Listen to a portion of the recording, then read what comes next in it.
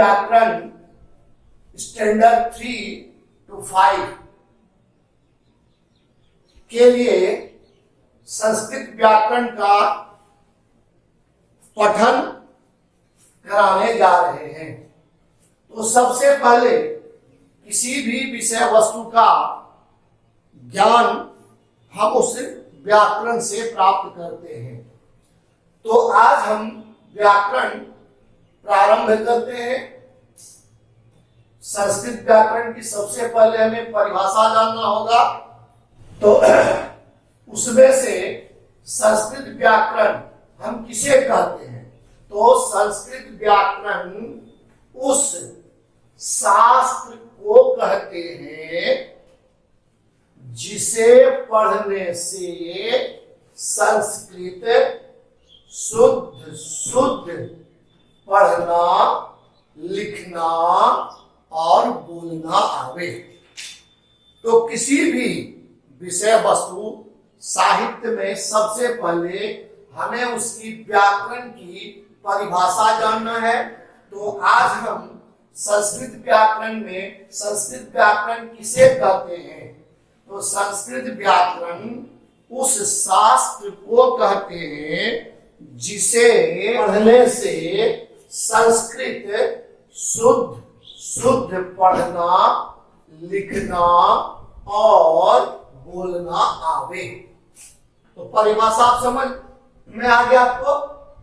अब कुल संस्कृत व्याकरण को हम 5 भाग में बांटकर अध्ययन करेंगे। इसलिए संस्कृत व्याकरण के 5 भाग होते हैं। कितने भाग होते हैं भाई? तो 5 भाग होते हैं। पहला वर्ड विचार, दूसरा शब्द विचार, तीसरा वाक्य विचार, चौथा चिन्ह विचार, पांचवा छंद विचार। तो संपूर्ण व्याकरण को हम 5 भाग में बांटकर अध्ययन करेंगे, जिसमें पहला होगा वर्ण विचार, शब्द विचार, वाक्य विचार, चिन्ह विचार और छंद विचार। तो इन 5 को क्रमशः हम जानेंगे। उनमें से पहला मेरा है वर्ण विचार। किसी भी व्याकरण या किसी भी वाक्य या शब्द को प्रारंभ करने से हमें सबसे पहले वर्ण के संबंध में ज्ञान प्राप्त करना होगा। तो वर्ण विचार है क्या? तो वर्ण विचार जिस तरह एक वृक्ष में अनेक शाखाएं होती हैं, उसी तरह संस्कृत व्याकरण में भी 5 शाखाएं हैं और उसी 5 शाखाओं से संपूर्ण व्याकरण जुटा हुआ है। तो फिर हम पहला लेते हैं वर्ण विचार। तो वर्ण विचार संस्कृत व्याकरण के उस शाखा को कहते हैं। शाखा माने डाल। संस्कृत व्याकरण में वर्ण विचार है। तो वर्ण विचार संस्कृत व्याकरण के उस शाखा को कहते हैं जिसे पढ़ने से वर्णों के बारे में क्रमबद्ध ज्ञान प्राप्त हो। वर्ण विचार संस्कृत व्याकरण की वह शाखा है जिसे पढ़ने से वर्णों के बारे में क्रमबद्ध ज्ञान प्राप्त हो। क्रमबद्ध ज्ञान प्राप्त हो। अब उसी में एक आ जाता है वर्ण। अब आप जानोगे भाई वर्ण क्रमबद्ध ज्ञान। तो देखिए, तो उसी में वर्ण विचार। तो वर्ण क्या है? अब हमें वर्ण के संबंध में जानना है। तो वर्ण उस मूल ध्वनि को कहते हैं। ध्वनि मीन्स आवाज। वर्ण उस मूल ध्वनि को कहते हैं जिसका खंड या टुकड़ा नहीं किया जा सकता है। जैसे अगर हमने आ का हम खंड कर सकते हैं ओ प्लस ओ। हम लेते हैं को भी हम खंड कर सकते हैं को हलंत जोड़ ओ। लेकिन अ को हम खंड नहीं कर सकते, हर्षई को हम खंड नहीं कर सकते, हर्षेव को हम खंड नहीं कर सकते, को हलंत को हम खंड नहीं कर सकते, चौहलंत यानी हलंत लगा दे। और आप जानते होंगे कि हलंत बराबर होता है ओ। हलंत का अर्थ होता है संस्कृत में ओ।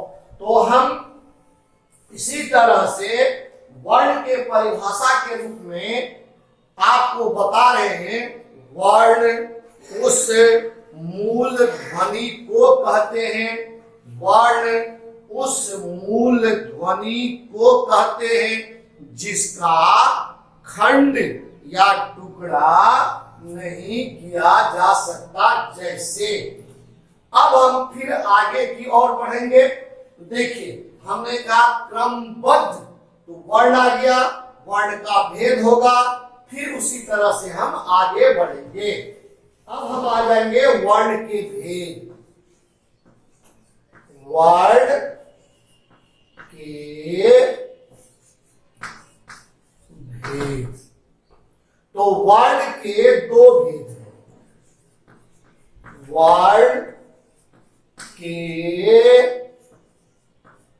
दो भेद हैं। नंबर 1 स्वर वर्ण, नंबर 2 व्यंजन वर्ण।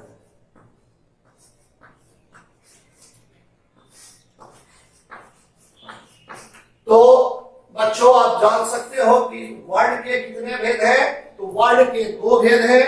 नंबर 1 स्वर वर्ण, नंबर 2 भेद। हमने कहा सबसे पहले हमने वर्ण का परिभाषा बताया। वर्ण उस मूल ध्वनि को कहते हैं जिसका खंड या टुकड़ा नहीं किया जा सकता। तो हमने कहा क्रमबद्ध ज्ञान, तो वर्ण से ही क्रमबद्ध चलते हैं। वर्ण के दो भेद होते हैं। नंबर 1 स्वर वर्ण और व्यंजन वर्ण। अब हम स्वर वर्ण जानेंगे, फिर इसका भेद जानेंगे, फिर व्यंजन वर्ण जानेंगे, फिर उसका भेद जानेंगे। तो पहला हमारा है स्वर वर्ण। अब स्वर वर्ण कहते किसे हैं, अब इसकी परिभाषा जानना है। स्वर वर्ण, स्वर वर्ण उस वर्ण को कहते हैं। स्वर वर्ण उस वर्ण को कहते हैं जिसका उच्चारण, जिसका उच्चारण स्वतः या अपने आप हो। अब देखिए, तो हमने बताया वर्ण के दो भेद होता है, स्वर वर्ण और व्यंजन वर्ण। अब हम क्रमबद्ध के आधार पर चलेंगे। तो पहला हमारा है स्वर वर्ण। तो स्वर वर्ण उस वर्ण को कहते हैं जिसका उच्चारण स्वतः या अपने आप अर्थात दूसरे की सहायता लेने की से आवश्यकता नहीं होती है। तो संस्कृत व्याकरण में, संस्कृत व्याकरण में स्वर वर्णों की संख्या 13 है। देखिए, तो संस्कृत व्याकरण में स्वर वर्णों की संख्या कितनी है, तो 13, जबकि हिंदी व्याकरण में 11। संस्कृत व्याकरण में पहले तो स्वर वर्ण है क्या, स्वर वर्ण उस वर्ण को कहते हैं जिसका उच्चारण स्वतः या अपने आप किसी दूसरे वर्ण की सहायता या मदद लेने की आवश्यकता नहीं होती है। और संस्कृत व्याकरण में स्वर वर्णों की संख्या 13 है। अब हम जानेंगे कि वह 13 कौन कौन सा है। तो अब हम चले आगे। जैसे जैसे ओ, आ, हर्षई, दुर्घई, हर्षो, दुर्घेऊ,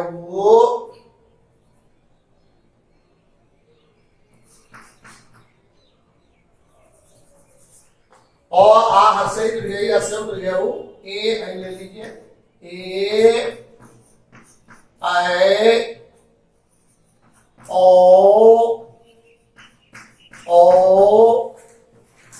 री, री, री। 1 2 3 4 5 6 7 8 9 10 11 12 13। तो संस्कृत व्याकरण में जबकि हिंदी होना तो ओ, आ, हर्षई, दुर्घई, हर्षो, दुर्घेऊ, ए, ऐ, ओ, री।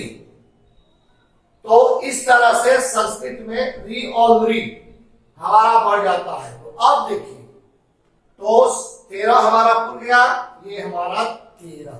संस्कृत व्याकरण में अगर आपसे पूछा जाए कि संस्कृत व्याकरण में स्वर वर्णों की संख्या कितनी है, संस्कृत व्याकरण में स्वर वर्णों की संख्या कितनी है, तो 13 है। और वह कौन कौन सा है?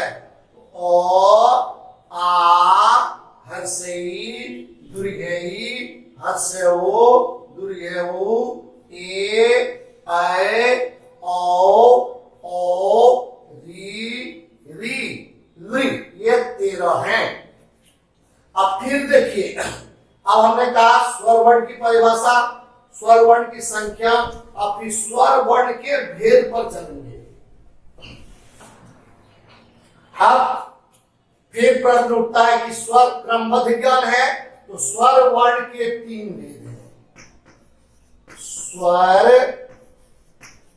वर्ण के 3 भेद हैं। नंबर 1 ह्रस्व, ह्रस्व स्वर वर्ण। अब देखिए,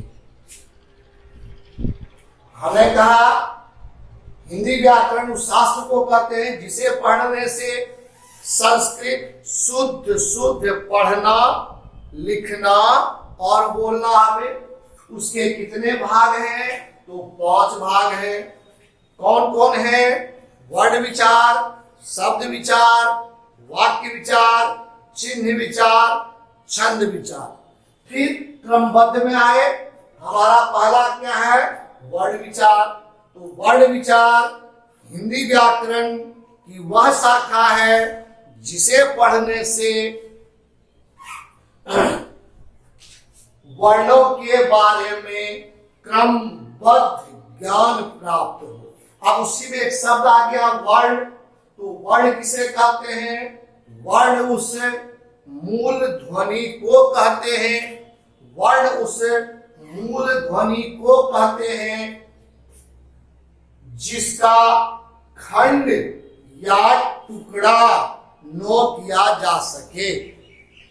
तो अब उसी में आ जाता है वर्ण का भेद। तो हमने आपको बताया वर्ण के 2 भेद होते हैं। नंबर 1 स्वर वर्ण और व्यंजन वर्ण। तो उसी में क्रमबद्ध ज्ञान में आता है मेरा स्वर वर्ण। तो स्वर वर्ण की परिभाषा क्या है? तो स्वर वर्ण उस वर्ण को कहते हैं जिसका उच्चारण स्वतः या अपने आप हो, अर्थात उसे दूसरे की मदद या सहायता की आवश्यकता नहीं होती है। तो संस्कृत व्याकरण में स्वर वर्णों की संख्या 13 है।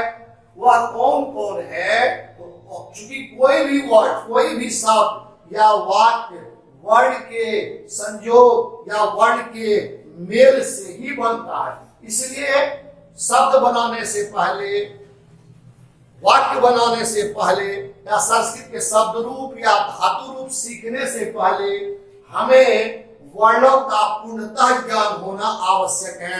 जब तक आप वर्ण का ज्ञान प्राप्त नहीं कर लेते हो, तब तक आप शब्द का निर्माण या वाक्य का निर्माण या शब्द रूप का निर्माण या धातु रूप का निर्माण हम किसी भी सूरत में नहीं कर सकते। इसलिए आपको स्वर वर्ण का ज्ञान हो चुका, स्वर वर्ण की संख्या कितनी है वो जान गए। अब स्वर वर्ण के भी भेद होते हैं, स्वर वर्ण के भी 3 भेद होते हैं, जिसमें पहला मेरा है ह्रस्व स्वर वर्ण। अब आपको जानना है कि ह्रस्व स्वर वर्ण किसे कहते हैं। तो ह्रस्व स्वर वर्ण उस वर्ण, ह्रस्व स्वर वर्ण उस स्वर वर्ण को कहते हैं, उस स्वर वर्ण को कहते हैं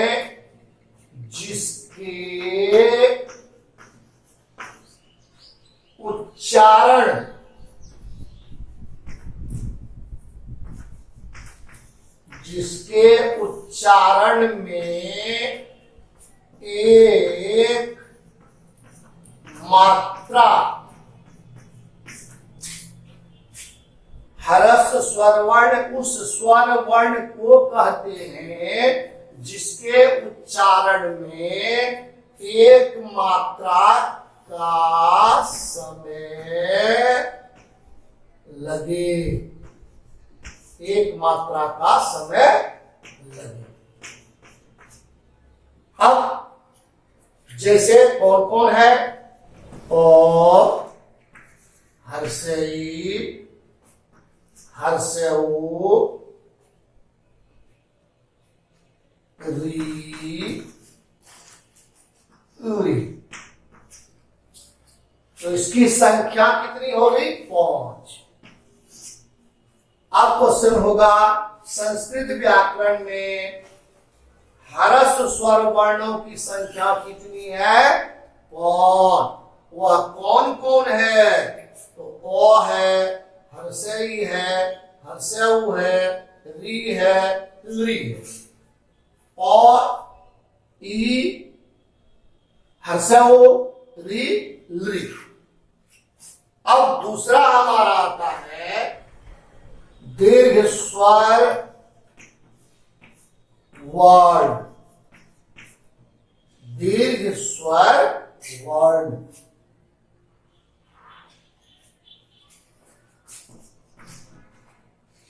दीर्घ स्वर वर्ण उस स्वर वर्ण को कहते हैं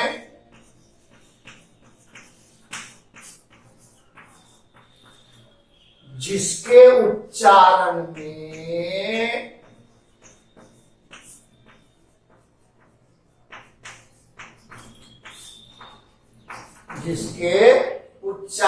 में दो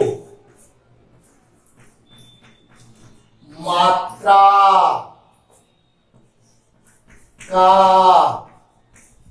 समय लगे।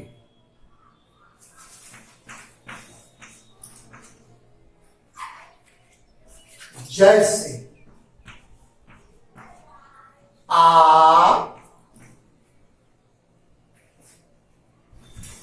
दीर्घई, दुर्घेऊ,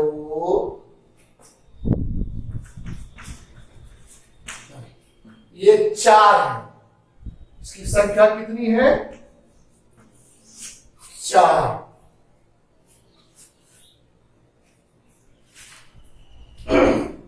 स्वर वर्ण। दीर्घ ह्रस्व मतलब होता है एक, दीर्घ माने होता है डबल बड़ा। तो नाम से ही स्पष्ट है दीर्घ स्वर वर्ण। तो दीर्घ स्वर वर्ण उस स्वर वर्ण को कहते हैं जिसके उच्चारण में दो मात्रा का समय लगे। कितने मात्रा का? दो मात्रा का। जैसे ओ और ओ एक हो गया, फिर ओ हो गया, तो एक और एक बराबर दो। दीर्घई हर्षई हर्षई बराबर दीर्घई। तो हरस्वी एक एक दो।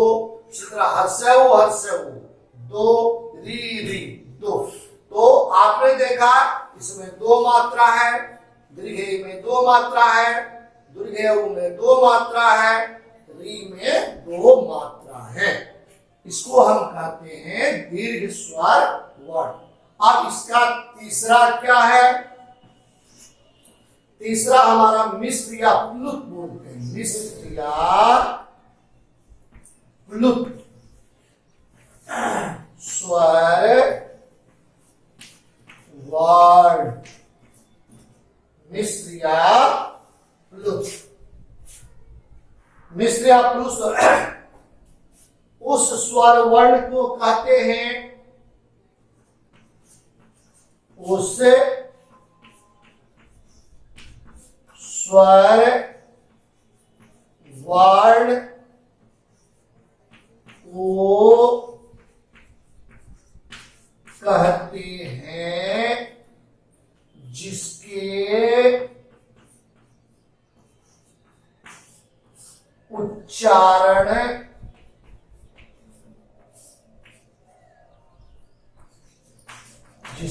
उच्चारण में दो या दो से अधिक, दो या दो से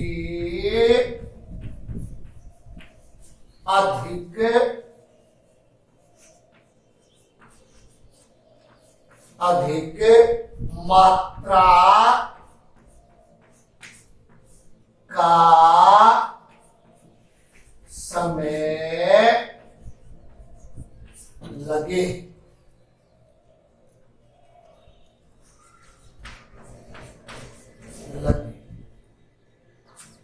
अब देखिए, अब तीसरा मेरा क्या भेद है? तो मिश्र या प्लुत स्वर, उसको हम क्या बोलते हैं?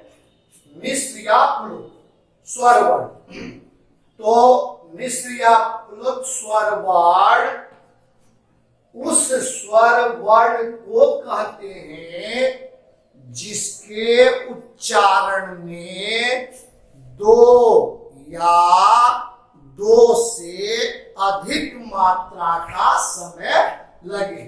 ये भी मेरा चार है। वो कौन कौन है? ए, ऐ, ओ। देखिए ये भी हमारा चार हो गया। तो ये चार चार 8 5 13। तो कुल हमने कहा था कि संस्कृत व्याकरण में कुल वर्णों की संख्या 13 है। तो आपके पास 13 आ गया, जिसमें 5 मेरा ह्रस्व है, 4 मेरा दीर्घ है और 4 मेरा मिश्र या प्लुत है।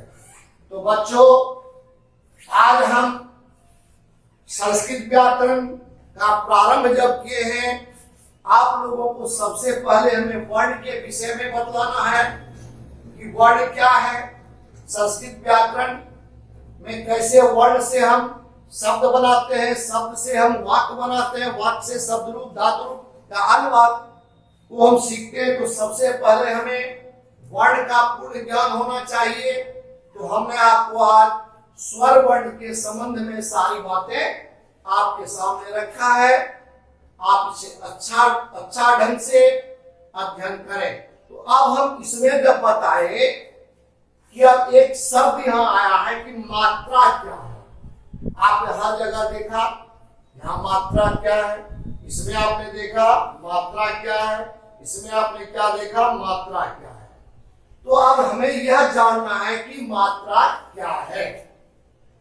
तो मात्रा क्या है,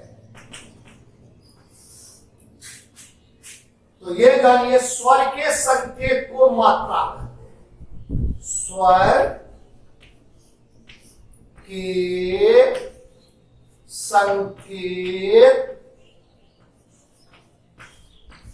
स्वर के संकेत को मात्रा कहते हैं। जो आपने देखा जब हम उसकी परिभाषा बता रहे थे स्वर वर्ण के भेद में, तो हर जगह आपने मात्रा का चर्चा देखा। अभी आपके समझ में नहीं है कि मात्रा क्या है, तो स्वर के संकेत को मात्रा कहते हैं। जैसे अब देखिए ओ, आ, हर्षई, दुर्घई, हर्षो, दुर्घयो, ए, ऐ, ओ,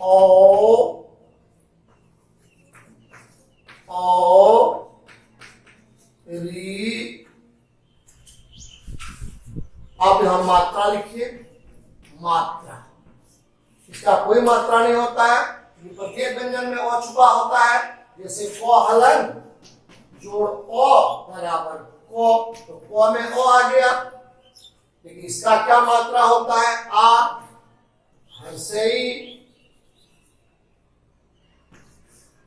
हर्षई, दुर्घई, हर्षो, दुर्घयो,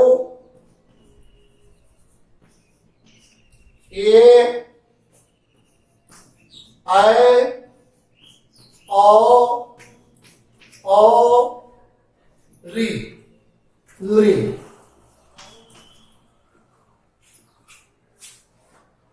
तो इसका मात्रा भी री ही होता है। तो अब ये देखिए सब के वर्ण में हम मात्रा जानना चाहते हैं। अब किसी भी व्यंजन के साथ जब हम स्वर के मात्रा को जोड़ देते हैं तो वह मेरा वर्तनी कहलाता है। जैसे हमने लिखा को में ओ है, का का की, दीर्घी का की, कोम हसु का कु। इसी क्रम में जब बढ़ते हैं तो इसमें ओ देखा, इसमें आ देखा, हर्षई देखा, यहाँ दीर्घई, हर्षई।